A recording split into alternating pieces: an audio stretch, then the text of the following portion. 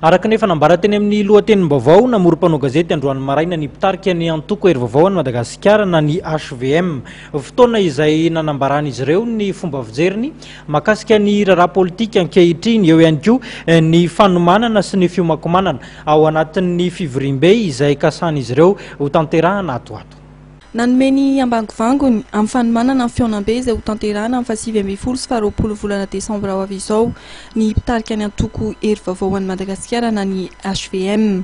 Nandritra ny famorinam-panao gazety androany teny amin'ny foibe nasionaly teny Antanimena dia notsindrina izy ireo fa asaina mandritra ity fionan-be ity ireo solon-tena isa-paritra sy ny distrika ary koa ireo antoko politika maro samihafa. Misy solon-tena 5 avy isaky ny commune era Madagasikara, isaky ny district era Madagasikara, dia ray avy isaky ny commune era Madagasikara. Ny ankoatran'izay dia 10 isaky ny renivohitry ny faritra. Zay zany ny fandaminana petraka. Ireo olon'ireo dia tonga eto Antananarivo manomboka rapitsiko, misy efa tonga moa sasan'ireo zany vitantsika orinao ny mpandray anjara efa misy tonga eto amin'izao fotoana izao. Ireo olon'ireo dia tsy nanaovana réquisition zany ny école na ny toeran'ny mpanjakana fa mipetraka any amin'izay ipetrahany azy, satria ny fandaminana petraka dia zao hoe tsy misy akory ny hoe hôtely na fandaminana apetraky ny HVM fa reny olon'ireny dia misy tompon'andraikitra izay ato anatin'ny HVM ihany, izahay sambyzay no fandamina hoe iza no andray ny avy any Vatovavy, iza ny avy any avy any Sava, iza ny andray ny avy any Diana, aton'ny HVM fantatsika fa maro ny sokajin'olona ato dia samy nandray andraikitra daholo ny tsirairay avy.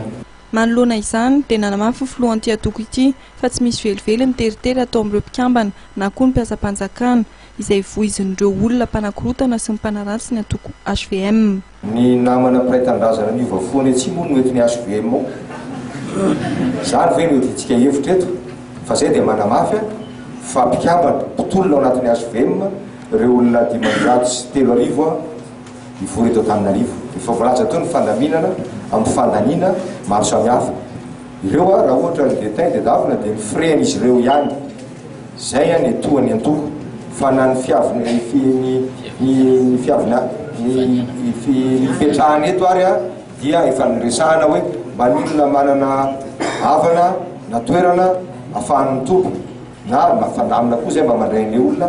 Zay no atao fa tsy misy olona kamazam-bola, tsy zany mety ho zany na zatra angamba fa zay zany mba vaovao entinay dia aloha hitantsika eo zany fa afaka roandro zany dia voavary zany ataoko hoe rapirapy fa tsy dia tena hoe zany akory no anaovana. Anisany nasian'izy ireo resaka ihany koa ny momba ny fampihavana-pirenena izay nambara mpitarika ny antoko HVM, nambaran'izy ireo fa tsy tokony hafangaro amin'ny fandaminana ara-politika.